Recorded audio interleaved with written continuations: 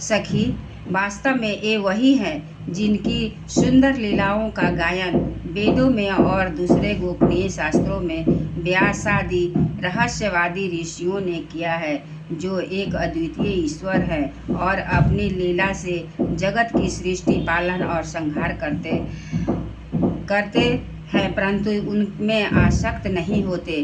तब तामसी बुद्धि वाले राजा अधर्म से अपना पेट पालने लगते हैं। तब ये ही सत्य गुण को स्वीकार कर ऐश्वर्य, सत्य, रीत, दया और यश प्रकट करते और संसार के कल्याण के लिए जुग जुग में अनेकों अवतार धारण करते हैं। अहो, यह यदुवंश परम प्रशंसनीय है, क्योंकि लक्ष्मीपति पुरुषोत्तम श्री कृष्ण ने जन्म ग्रहण करके उस वंश को सम्मानित किया है।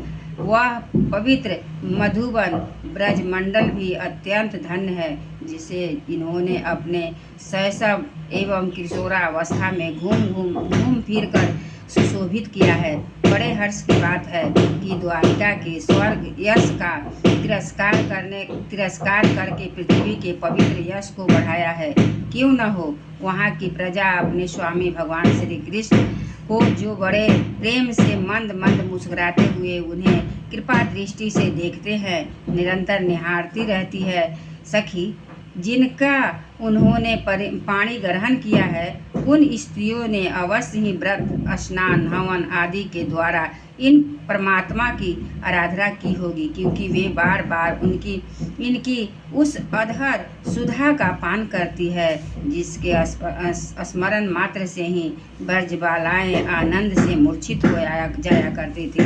वे स्वयं में शिशुपाल आदि मतवाले राजाओं का मान मर्दन करके जिनको अपने बाहुबल से हर लाए थे, तथा जिनके पुत्र प्रद्युम्न, साम, आम्ब आदि है, वे रुक्मिणी आदि 8 पटरानियां और भौमासुर को मारकर लाई गई, जो इनकी हजारों अन्य पत्नियां हैं।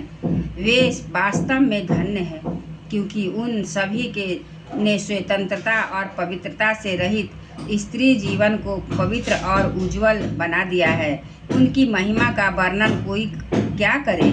उनके स्वामी साक्षात कमल नयन भगवान श्री कृष्ण हैं, जो नाना प्रकार की प्रिय चेष्टाओं और पारिजात आदि प्रिय वस्तुओं की भेंट से उनके हृदय में प्रेम एवं आनंद की अभिवृद्धि करते हुए कभी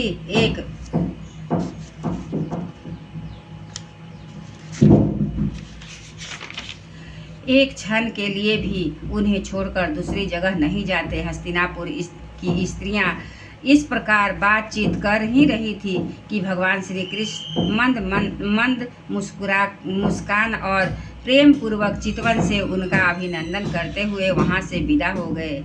अजात शत्रु युधिष्ठिर ने भगवान श्री कृष्ण की रक्षा के लिए हाथी, घोड़े, रथ और पैदल सेना उनके साथ कर दी।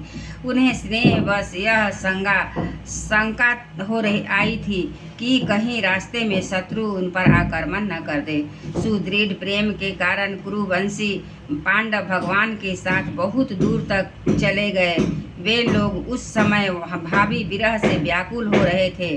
भगवान श्री कृष्ण उन्हें बहुत आग्रह करके विदा किया और सात्विकी, उद्धव आदि प्रेमी मित्रों के साथ द्वारिका की यात्रा की। शौनक जी वे कुरु, जांगल, पांचाल, सूरसेन, जमुना के तटवर्ती प्रदेश, ब्रह्मवर्ती व्रत, कुरुक्षेत्र, मत्स्य, सारस्वत और मरुधन्व देश को पार करके सौवीर और आभीर देश के पश्चिम अनर्थ देश में आए।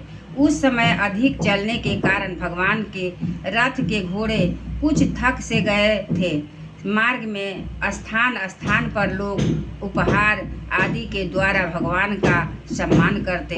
सायंकाल होने पर वे रथ पर से भूमि पर उतर आते और जलाशय पर जाकर संध्या वंदन करते। यह उनकी नित्यचर्या थी। एक बार बोलिए श्री कृष्ण भगवान की जय। वृंदावन बिहारी लाल की जय।